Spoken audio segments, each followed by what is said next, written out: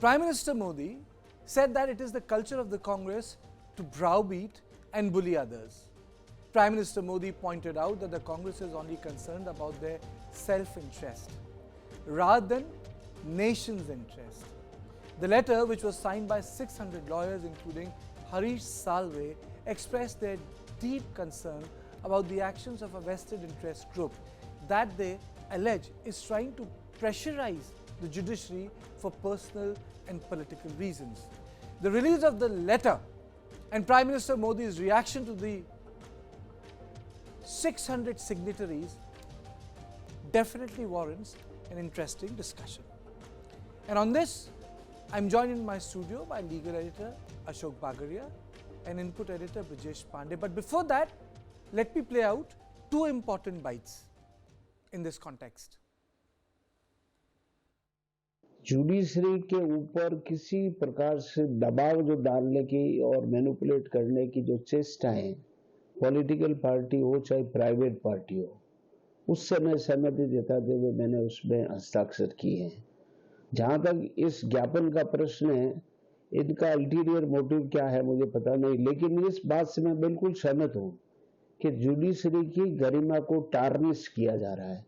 इसका रीजन है, वर्तमान में जब हम परिस्थितियां देख रहे हैं पिछले 10-12 साल से, जुडिशरी को एक बहुत ही नॉर्मल चीज समझ रहे हैं वो, जबकि हमारा चौथा स्तंभ है, हर व्यक्ति, हर मतलब इवन पशुओं का भी विश्वास है कि हमारे को प्रोटेक्शन देने वाली जुडिशरी है। तो हम जहां भी न्याय मांगने जाते हैं, या तो मंदिर है या न्याय मंदिर है। ये न्याय मंदिर पे जो डॉट लग रहे हैं, ये एक चिंता का विषय है। इसमें चाहे कोई भी पार्टियां हो, कोई पॉलिटिकल पर्सन हो, कोई भी पावरफुल पर्सन हो, मनीड मैन हो, इसको रोका जाना चाहिए और उस पर एक्शन लिया जाना चाहिए। कांग्रेस पार्टी हो, आप पार्टी हो, तमाम और विपक्षी दल हैं, जो लोग दबाव बनाते हैं न्यायपालिका पे, न्यायाधीशों पे आपत्तिजनक टिप्पणी करते हैं बिना प्रमाण के, ये चिंताजनक है। और मैं समझता हूं ये चिट्ठी जो जन भावना है उसी को दर्शाती है। और मैंने तो स्वयं अपनी आंखों से देखा है कि अगर कोई फैसला उनके पक्ष में आ जाता है तो न्यायपालिका की वाहवाह, और कोई फैसला अगर उनके खिलाफ आ जाता है तो न्यायपालिका की हाय हाय, वो जज बेईमान हो जाता है। Okay, so it's very interesting that the Prime Minister tweeted on it. So let me go to Ashok Bagaria, legal editor. Ashok, what's the big issue? What is the pressure group? What are the issues on which this letter has been written and 600 lawyers have signed? Well, Karthikeya, first let us understand that this letter was written in the morning today and it has been signed by 600 lawyers. Now let me tell you who are these people. The first big name is Harish Salve, who happens to be the former Solicitor General of India. The second big name is Manan Kumar Mishra, who happens to be the Chairman of the Bar Council of India. The third big name is Adish Agarwala, who is the Supreme Court Bar Association President.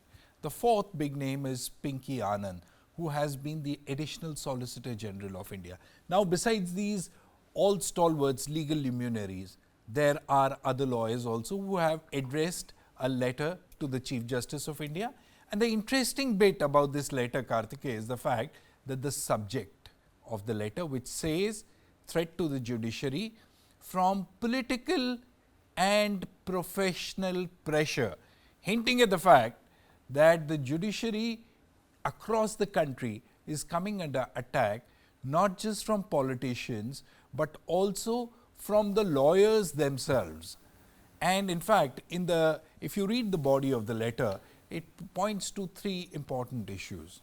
Number one, the letter says that there is a vested interest group which is at work, which is tarnishing the image of the judiciary with the people of this country, defaming the judiciary, and also they are saying that there is an allegation against the judiciary that bench fixing is happening. Okay, yes. Now, let me explain what bench fixing is, because bench fixing is a very unique phenomena only to be seen in the judiciary, where what happens is a particular kind of cases get listed before a particular kind of judges who delivered the verdict in favor of the government. Now, what has been happening in the last 3-4 months, if you look at the scenario within the country, what is happening is that we have been witnessing an unusual trend where the investigating agencies, whether it's the CBI or the Enforcement Directorate, which is probing money laundering cases, they have been clamping down on opposition political leaders. So, be it Arvind Kejriwal, K. Kavita, Chandrababu Naidu, Manish Sisodia, Sanjay Singh. Everybody, you name it, is under the scanner of the investigating agencies. So, what has really happened is, besides this, there have been some judgments of the Supreme Court. Let's for instance take the electoral bond issue, which was hailed as a huge step by the judiciary, where it was also said that the Supreme Court judges have shown some spine. So Brijesh, is it about politics, or is it really about people who continue to file PILs on various issues in the court? Well, I think it is about the political process, and you have to also understand that, as Ashok very eloquently put the entire issue before us, the fact of the matter is that, the courts have been on the receiving end with certain kind of criticism, which is not completely devoid of merit. Had it been devoid of merit, people would just brush aside the criticism, because, as CJI himself said, that it is job of the judge to deliver, and if you can't withstand the heat which is there on the social media, please don't be on it. So it is, and it is not immoral to criticize a particular judgment, but you can not attribute motive to the judges and all. Bench fixing is one issue which, post PMLA and the way PMLA has been clamped down is something which has been viciously targeted. The fact is that couple of judges, immediately joining. The case in point being former Chief Justice of India Ranjan Gogoi becoming the Rajya Sabha member, or Justice Khanwilkar, or a couple of others becoming, members of certain judicially tribunal issues and all.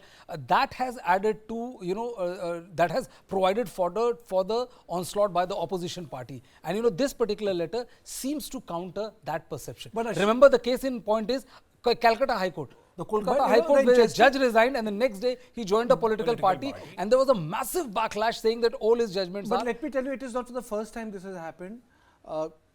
Years ago, not years ago, but in the recent past, sitting judges, they held a press conference, and they also spoke about in muted words the bench fixing.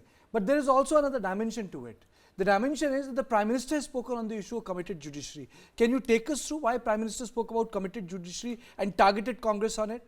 Well, you see, Karthikeya, it was in early 70s then this whole issue of committed bureaucracy and committed judiciary had become a part of a popular narrative.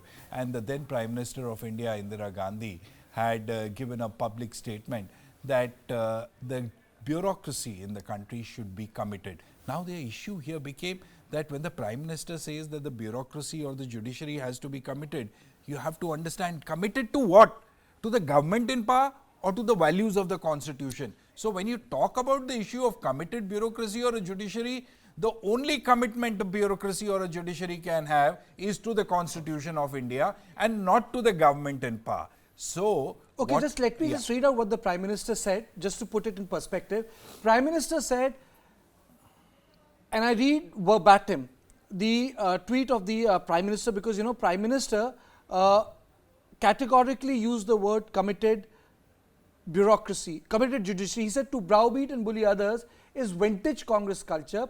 5 decades ago itself they had called for a committed judiciary. They shamelessly want commitment from others for their selfish interests, but desist from any commitment towards the nation. No wonder 140 crore Indians are rejecting them. Now, okay, it's an election season, so it's free for all. Is there a divide in our judiciary, Ashok? Is there a divide? Of course. See, you have to understand, if you talk about the Supreme Court of India, the Supreme Court of India is not a single body, not a single uniform body. Within the Supreme Court of India, you have 13 courts. So technically, you have 13 Supreme Courts of India. and every judge comes with a baggage of ideology, personal preferences, personal opinions, and that is based on their ideology, opinions, preferences, background. They decide a case in a particular manner. So to say that the Supreme Court of India or the judiciary in the country is a singular uniform body is incorrect. Okay. And it is a divided house. Okay, let me add a political dimension to it. You know, when we talk about the Supreme Court of India, there's an important element with which our people are exposed to. They might not be exposed to basic day-to-day working, but they're exposed to the PIL functioning, because that's what makes headlines every day. That is a mechanism through which the news ecosystem is impacted. The process of interaction between journalism, lawyers, bureaucracy, the higher judiciary, they come into contact with each other. Is it because of the fact that the sort of activism that has taken place, whether it was on Ram Janambhoomi, whether it was on electoral bonds, or whether it was on any other thing, that these 600 lawyers are referring to? And one, and secondly, doesn't Supreme Court constitutionally allows that activism? There is nothing wrong in it. Well, you know, it's a double-edged sword. The fact of the matter is, then, you know, there are certain cases which have come out in open and landmark judgments have been delivered based on well-informed PILs which have been filed. Correct. And then there is simultaneously frivolous PILs whose sole purpose is either to garner limelight for the concerned lawyer or to, you know, to stall a particular work being done is there. Now, it is the job of the judges to differentiate between the two. And, you know, we have seen several frivolous PIL petitioners or filers, professional filers have been levied, you know, heavy penalty on them and saying that they should not waste the court time of the court, and penalties have been imposed on them. But you know, to club all the PILs as some sort of a nuisance to the ecosystem is also not correct. You know, PILs have generated landmark judgments. Ashok, you know, I really want a quick comment on this. The timing of the modus operandi also merits closer scrutiny. And I'm reading the letter. It says we are reminded of similar antics in 2018 and 19 when they took to their hit and run activities. What hit and run activities? And don't mince word. Okay. So when we talk of 2018-19, again, the country was on a cusp of the general elections. And what was playing out on the country's landscape was the Rafale deal. Again, the Rafale deal was with the Supreme Court of India. There was a PIL. The allegation being made was that the government of India or people close to the government had received kickbacks in the purchase of the Rafale fighter jets, number one. Number two, the government was at pains to defend its decision, and I remember, Karthikeya, at that point in time, the government had to basically give a break-up to the Supreme Court judges to say that the purchases of these 36 Rafale jets were made in the right earnest and the best deal was got to them.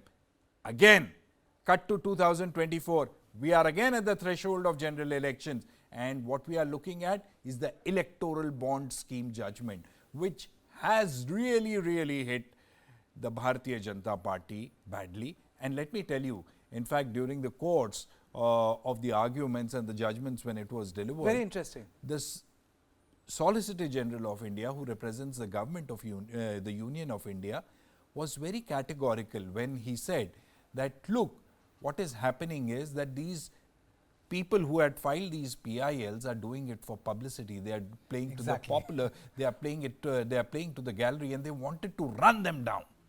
The Association for Democratic Reforms, ADR, the government wanted to run it down because, you see, not only the electoral bond judgment, subsequently the Supreme Court had to intervene, lash out at the State Bank of India to give out details to the Election Commission of India, because the State Bank of India came back to the court saying that we can't do it. We need 90 more days. So you are basically saying that certain issues, even if they are filed in earnestness, are getting politically weaponized right before the Lok Sabha elections. Yeah. That's the bottom line. I think that's very interesting because neither Rafale was able to impact the electorate, and even in the electoral bond controversy, if you look at the data, even regional parties have not come out in yes, they have. exemplary color. You know, before the full data was out, they were blaming Bharatiya Janata Party, but when the exact connectedness came out, everyone had benefited. Everyone had benefited from it. But well, one thing is for sure, that when elections are around the corner, no institution or vocation is untouched.